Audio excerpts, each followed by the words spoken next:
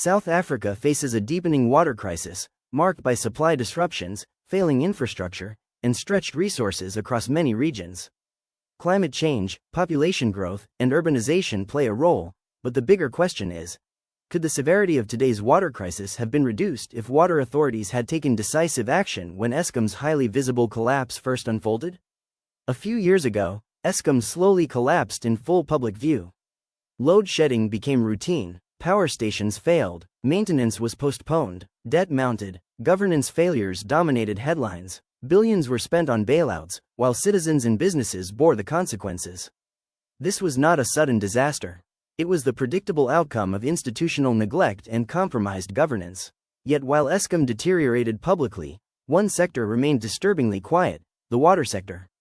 The same risk factors that crippled Eskom exist in water institutions today: aging treatment plants and pipelines, deferred maintenance, tariffs that failed to sustain infrastructure, leadership instability, skill shortages, and weak governance. Complex systems of dams, pump stations, and treatment works demand constant preventative investment.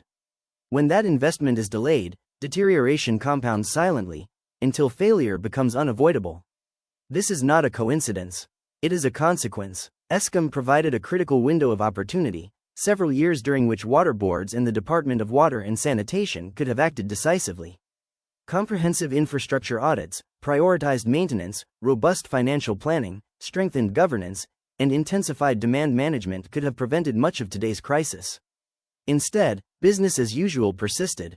Complacency is rarely dramatic. The cost of inaction is now visible. The water sector had foresight. That foresight was ignored. The outcome is clear.